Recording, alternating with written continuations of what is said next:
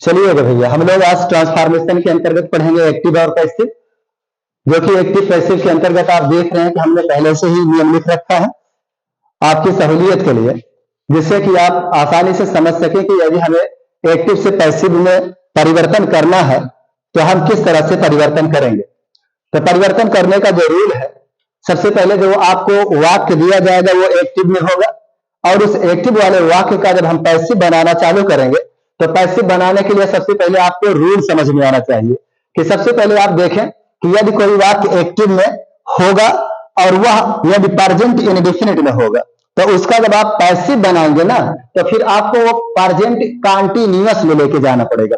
इसको आने के लिए या समझ में आने के लिए आपको सहायक क्रिया या टेंस पहचानने का सहूर या हुनर होना चाहिए, जिसके अंदर प्रेजेंट या कोई भी प्रकार का टेंस पहचान ले रहे हैं तो आप आसानी से समझ जाएंगे, आसानी से उसे आप पैसिव बना लेंगे। अन्यथा थोड़ी सी प्रॉब्लम होगी और उसी परेशानी को हम दूर करने के लिए आपके लिए यहाँ पहचानने के लिए यहाँ पर देखेंगे कि मैं कह रहा हूं कि यदि कोई वाक्य प्रेजेंट इंडिफिनिट में होगा तो उसे आप पैसिव बनाएंगे तो प्रेजेंट कंटीन्यूअस में लेकर के जाएंगे। उसी तरह से यदि प्रेजेंट कंटीन्यूअस होगा तो उसे आप बीइंग में लेकर के जाएंगे, और प्रेजेंट परफेक्ट होगा तो प्रेजेंट परफेक्ट कंटीन्यूअस में लेकर के जाएंगे। सेम सिचुएशन पास्ट की भी वही होती है, यदि पास्ट इंडेफिनिट है तो पास्ट कंटीन्यूअस में लेके जाइएगा, पास्ट कंटीन्यूअस है तो बीइंग में लेके जाइएगा, और पास्ट परफेक्ट है तो पास्ट परफेक्ट कंटीन्यूअस में लेके जाइएगा आप लोग। कब? जब तुम्हें पैसिव बनाना होगा तब, यानी फ्यूचर की बात उसी प्रकार से करेंगे। यदि फ्यूचर इंडेफिनिट है तो उसे आप फ्यूचर कंटीन्यूअस में लेके जाइएगा, और यदि फ्यूचर परफेक्ट है तो फ्यूचर परफेक्ट कंटीन्यूअस में लेके जाइएगा। फ्यूचर में फ्यूचर कंटीन्यूअस की और फ्यूचर परफेक्ट कंटीन्यूअस की पैसिव वॉइस नहीं बनती है। इसके अलावा थोड़ी सी जो हमारे इंट्रांजिटिव वर्ब की सहायक क्रिया होती है वो उस तरह की भी अगर सहायक क्रिया हमारे वाक्य में आए हुए हैं तो उनका भी हम थोड़ा सा समझ लें कि किस तरह से बनाया जाता है पैसिव। देखें, यदि किसी वाक्य में can, could, may, might, must, would, should आया हो तो ऐसे वाक्यों की पैसिव बनाने के लिए हम कहीं जाते नहीं है। यानी जैसे यहां हमें जाना पड़ता था, कहा कि यदि प्रेजेंट इंडेफिनिट है तो हम कहां जाते थे? प्रेजेंट कंटीन्यूअस में जाते थे, और यदि प्रेजेंट कंटीन्यूअस है कहां जाते हैं? बीइंग में जाते हैं। प्रेजेंट परफेक्ट है कहां जाएंगे? प्रेजेंट परफेक्ट कंटीन्यूअस में चले जाएंगे। लेकिन यदि इंट्रांजिटिव वर्ब जिसमें हमारे भैया can, could, may, might, must, would, should आता है, अगर ये तरह के वाक्य आए हुए हैं और उसमें इस तरह की सहायक क्रिया यूज की गई है तो वहां हमें कहीं जाने की जरूरत नहीं है, बशर्ते आपकी समझ में ये बात हो जानी चाहिए कि यदि कैन आया है तो अब इसकी पैसिव बनाएंगे तो कैन बी हो जाएगा। देखें, हमने कहा बी का प्रयोग करते हैं। जैसे हम यहां पर देखें, he can eat the food. अब देखें यहां पर ये कैन का यूज हुआ है तो कैन का मतलब ये इंट्रांजिटिव वर्ब है, और इस इंट्रांजिटिव वर्ब का जब आप पैसिव बनाएंगे तो आपको जाने की जरूरत नहीं है, बल्कि यहां पर आप गौर कीजिए कि कैन का कैन ही रहने दीजिएगा, बशर्ते इसी के बगल में आप बी का प्रयोग करेंगे। जब हम आपको नियम बताएंगे तो आपकी समझ में आ जाएगा। देखें, अब ये आपकी समझ में आ गया कि कोई भी टेंस का परिवर्तन कैसे किया जाता है, यानी कि किसी भी एक्टिव वाले वाक्य का जब हम पैसिव बनाएंगे तो वहां पे टेंस का परिवर्तन करने का नियम आपको पता होना चाहिए। नियम यही कह रहा है कि यदि आप प्रेजेंट इंडेफिनिट में है तो प्रेजेंट कंटीन्यूअस में चल जाए। इसी तालिका को या इसी बात को आप अपने दिमाग में रखिएगा, कभी भी पैसिव गलत होने वाली नहीं है। देखिएगा, हमने यहाँ पर नियम लिख रखा है कि किस तरह से कोई भी एक्टिव वाले वाक्य की पैसिव बनाई जाती है। तो मैं कह रहा हूं भैया कि यहाँ पर देखिए कि सब्जेक्ट और ऑब्जेक्ट का स्थान आपस में बदलते हैं, यानी जो भी वाक्य आपको दिया जाएगा उस वाले वाक्य में सब्जेक्ट होगा और ऑब्जेक्ट होगा। सब्जेक्ट और ऑब्जेक्ट का स्थान आपस में बदल लेते हैं। उसके बाद हमेशा मुख्य क्रिया का थर्ड फॉर्म लगाएंगे। आप चाहे जिस टेंस में जाएंगे हर जगह आपको मुख्य क्रिया का थर्ड फॉर्म लगाना पड़ेगा, इसलिए आपको मुख्य क्रिया का थर्ड फॉर्म आना चाहिए।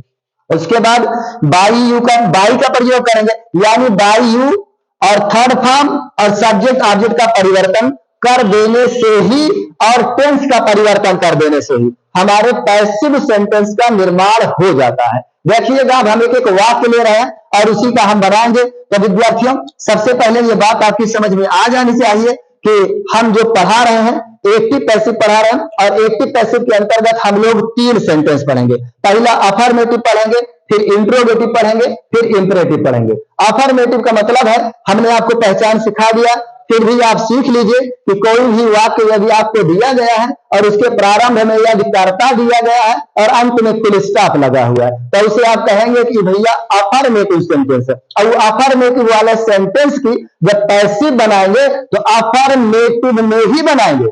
भैया पहले से देखिएगा, जैसे हम एक सेंटेंस अफर्मेटिव का लिख रहे हैं और यहां पर देखिए, जैसे मैं लिख दूं भैया he is reading the news. अब देखिए यहां पर देखिए शुरू में कर्ता मतलब प्रोनाउन है, नाउन भी आ सकता है, प्रोनाउन भी आ सकता है, यानी यहां पर नाम भी आ सकता है, नाम के बदले जो प्रोनाउन यूज होता है उसका वो भी आ सकता है। उसके बाद यहां पर देखिएगा लास्ट में फुल स्टॉप लगा हुआ है, तो जब शुरू में कर्ता होगा और लास्ट में फुल स्टॉप होगा तो ऐसे वाक्यों को हम कहेंगे कि अफर्मेटिव वाला सेंटेंस है। अफर्मेटिव वाला सेंटेंस को जब हम पैसिव वॉइस बनाएंगे तो अफर्मेटिव में ही बनाएंगे। अफर्मेटिव का मतलब है कि हमने कहा कि जो यहां पर नियम मैंने एक रखा है कि सब्जेक्ट, यानी इसे जो आप कर्ता कह रहे हैं इसी को भैया सब्जेक्ट कहा जाता है। और एक बात सुन लीजिए, ऑब्जेक्ट पहचानने का सबसे आसान तरीका है कि जो हमारी मुख्य क्रिया होगी उसके बाद जो चीज होता है उसी को ऑब्जेक्ट कहते हैं। शुरू में जो होगा उसे हम कर्ता कहेंगे, और ये मुख्य क्रिया है क्योंकि सहायक क्रिया के बाद ही मुख्य क्रिया आती है, और मुख्य क्रिया के बाद आप जो पाएंगे उसी को ऑब्जेक्ट कहा जाता है। यानी जो ऑब्जेक्ट है वो सब्जेक्ट के लगे चला आएगा और जो सब्जेक्ट है वो ऑब्जेक्ट के लगे चला जाएगा। पहली बात। दूसरी बात आपके समझ में ये बात आनी चाहिए कि जो हमारे पास मुख्य क्रिया होगी वो हम चाहे गौने सेंटेंस में जाए, हमेशा हमें थर्ड फॉर्म ही यूज करना है। बाई नहीं लगाएंगे तो पैसिव बनेगा ही नहीं। देखिएगा, तो हम ला रहे हैं भैया इधर से द न्यूज को इधर लेकर के आएंगे तो इसलिए हमारा आ जाए भैया ये द न्यूज। अब ये न्यूज जो है ना ई कर्ता बन गया है, अभी तक ही करता था, लेकिन जब उधर से आप उसको लेकर के आए ये कर्ता बन जाएगा, क्योंकि आपने यहां लिख रखा है कि सब्जेक्ट और ऑब्जेक्ट का स्थान आपस में बदलते हैं। यानी सब्जेक्ट वाला भाग ऑब्जेक्ट के लगे चला जाएगा और ऑब्जेक्ट वाला भाग सब्जेक्ट के पास चला आता है। तो ऑब्जेक्ट जो आता है वो सब्जेक्ट बन जाता है, जो ऑब्जेक्ट जाता है वो ऑब्जेक्ट बन जाएगा। यहां से सब्जेक्ट उधर जाएगा तो ऑब्जेक्ट बन जाएगा। तो इसलिए द न्यूज को इधर लाइए तो द न्यूज हो गया। अब एक बात और सुनिएगा, यहां पर देखिए कौन सा सेंटेंस में हमें, तो आप देखेंगे कि भैया टेंस है हमारा प्रेजेंट कॉन्टिन्यूअस का। कैसे जान गए कि आप सहायक क्रिया देखिएगा, यहाँ पे सहायक क्रिया के पास इज है और इज से ही हम समझ गए कि प्रेजेंट कॉन्टिन्यूअस है। और यदि प्रेजेंट कॉन्टिन्यूअस है तो कहां जाएंगे हम लोग, रहेंगे इसी वाक्य में, यानी रहेंगे इसी वाक्य में, यानी हम सहायक क्रिया प्रेजेंट कॉन्टिन्यूअस का ही यूज करेंगे। लेकिन यहां से देखें ये जो आईएनजी है जिसे हम जीरेंड कहते हैं, इस आईएनजी को हटाने के लिए ही हम यहाँ पर बीइंग का प्रयोग करेंगे। तो यहां से भैया द न्यूज को इधर लाइएगा तो न्यूज भी एक वचन होती है, इसलिए हम यहां पर लगा देंगे इज। अब लगाइएगा आप लोग बीइंग, BEING बीइंग। अब सुनिएगा यहां से आईएनजी निकाल करके इस वाले मुख्य क्रिया में रीड का थर्ड फॉर्म लिखिएगा। कौन सा फॉर्म लिखेंगे, थर्ड फॉर्म लिखेंगे। यानी यहां पर भी आप लिखेंगे रीड, रीड भी थर्ड फॉर्म होता है। अब ये वाला ही उधर जाएगा तो मैंने कहा बाई का प्रयोग कर लीजिएगा, तो यहां पर आप बाई लगाइएगा और ही उधर जाएगा, क्या बन जाएगा, ये हिम बन जाएगा। इस तरह से आपने देखा कि कोई भी अफर्मेटिव वाले सेंटेंस का किस तरह से पैसिव वॉइस बनाया जाता। एक बार फिर से आप समझिएगा, सुनिए। सबसे पहले एक बार सुना कि सबसे पहले कर्ता होता है और फिर यहाँ पर कर्म होता है। कर्ता जो होता है कर्म की जगह पे और कर्म जो होता है वो कर्ता की जगह पे चला जाता है। आप गौर कीजिएगा कि हम किस टेंस में है। टेंस परिवर्तन करने के लिए तालिका आपको पता होनी चाहिए। यदि प्रेजेंट इंडिफरेंट में है तो प्रेजेंट कॉन्टिन्यूअस में चले जाइए, प्रेजेंट इंडिफरेंट में है तो प्रेजेंट कॉन्टिन्यूअस में चले जाइए, प्रेजेंट कॉन्टिन्यूअस में है तो बीइंग में चले जाइए। यदि अभी ये प्रेजेंट परफेक्ट में होता तो प्रेजेंट परफेक्ट कॉन्टिन्यूअस में आप चले जाते। देखिएगा हम एक सेंटेंस और ले रहे हैं यहां से, जैसे आप गौर कीजिए, जैसे मैं यहां पर ले रहा हूं भैया Mohan does not cut the tree, Mohan does not cut the tree. देखिएगा भैया ये क्या है, अफर्मेटिव है। कैसे कि शुरू में देखिए करता है और लास्ट में क्या है, फुल स्टॉप है। अब ट्री को इधर लाइए और मोहन को इधर ले जाइए, कई टेंस में है आप, प्रेजेंट इंडिफिनिट में है, और प्रेजेंट इंडिफिनिट जाएगा कहां? प्रेजेंट कंटीन्यूअस में जाएगा, और प्रेजेंट कंटीन्यूअस की सहायक क्रिया इज एम आर होती है, तो वहां से टीरी को लाइएगा तो यहां पर आ जाएगा भैया द टीरी। अब टीरी भी तो नहीं है ना, टीरी का मतलब एक वचन होता है, एक वचन का मतलब एक वचन के साथ ही कौन लगता है? इज लगता है, यानी यहां आ जाएगा द टीरी इज। अब नॉट है तो यहाँ पे नॉट लगा दीजिएगा, द टीरी इज नॉट, और कट का थर्ड फॉर्म तो कट ही होता है, और उसके बाद बाई लगाइएगा और मोहन को उधर भेजिएगा, तो मोहन का नाम है तो मोहन में परिवर्तन नहीं होगा। लेकिन अगर हिया से आई जाता तो क्या हो जाता? नी हो जाता। ही जाए तो हिल हो जाए, यू जाए तो यू ही रहेगा, और दे जाएगा तो देन हो जाएगा। यानी कोई भी पर्सन यहां से अगर प्रोनाउन के रूप में है और वो प्रोनाउन जाएगा तो उसका वहां पे कर्म के रूप में आप उसका परिवर्तन करना पड़ेगा। जैसे एक सेंटेंस और देख लीजिए, दूसरा सेंटेंस अगर आप देखेंगे, जैसे हम यहां पर ले लें भैया, एक सेंटेंस ले लें, I eat the food, I eat the food. अब आई ईट द फूड में यहां पर आप गौर कीजिएगा कौन सा टेंस है। पहले आप दो बात समझिएगा, पहले सेंटेंस पहचानिएगा, फिर उसके बाद टेंस पहचानिएगा। सेंटेंस पहचानने का मतलब है कि भैया यहाँ देखिएगा, सेंटेंस पहचानते हैं आप या तो सहायक क्रिया से और या तो फिर मुख्य क्रिया से। टेंस पहचानेंगे आप, देखें यहां पर सेंटेंस पहचानेंगे कि शुरू में करता है और लास्ट में फुल स्टॉप है, शुरू में करता है और लास्ट में फुल स्टॉप है, तो मतलब अफर्मेटिव सेंटेंस है, और अफर्मेटिव सेंटेंस का ही आप पैसिव बना रहे हैं। एक बात। दूसरी बात, जो आप टेंस पहचानेंगे या तो फिर सहायक क्रिया से पहचानेंगे और या तो फिर मुख्य क्रिया से पहचानेंगे।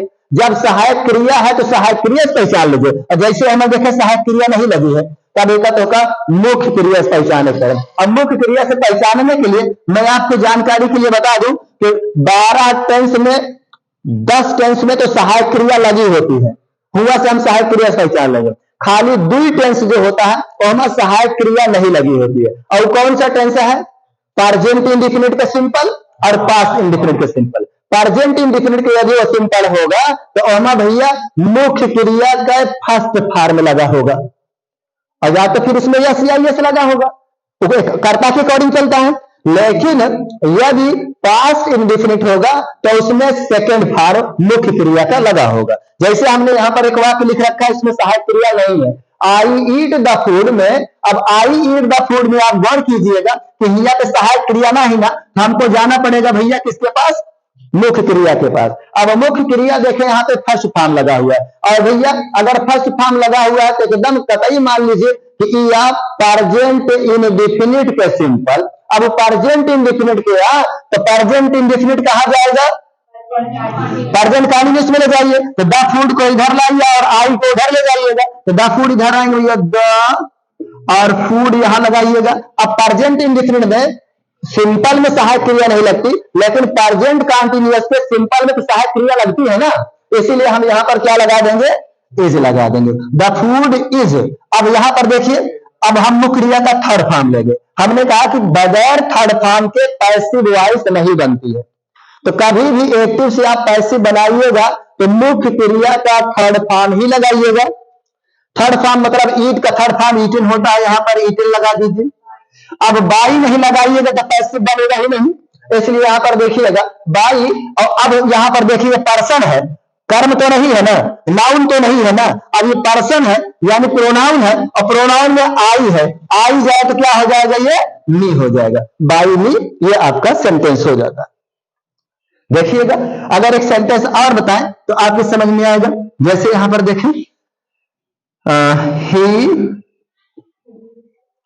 Played the game.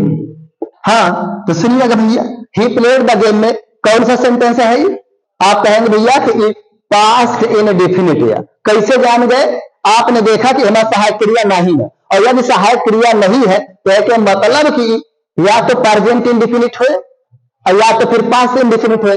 प्रेजेंट यदि होता तो भैया हिया तो फर्स्ट फॉर्म लगा होता, ये पास्ट या हिया सेकंड फॉर्म लगा है, और सेकंड फॉर्म लगा है कि मतलब पास्ट इंडिफिनिट है, और पास्ट इंडिफिनिट मतलब पास्ट कंटीन्यूअस में जाए। देखा, पास्ट इंडिफिनिट पास्ट कंटीन्यूअस में जाए, और पास्ट कंटीन्यूअस में द गेम को इधर लाइए, हो जाएगा द गेम।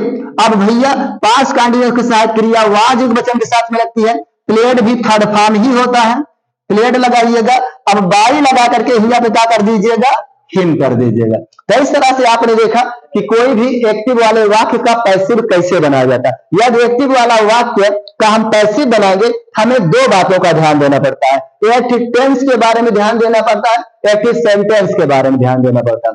टेंस आप सहायक क्रिया से पहचानेंगे या तो फिर मुख्य क्रिया से पहचानेंगे। सेंटेंस पहचानने का तरीका है कि यदि वह अफर्मेटिव का वाक्य होगा तो कि शुरू में कर्ता होगा और अंत में फुल स्टॉप लगा होगा। तो ऐसे वाक्यों का अगर हम पैसिव बनाएंगे तो अफर्मेटिव वाले सेंटेंस में ही बनाएंगे।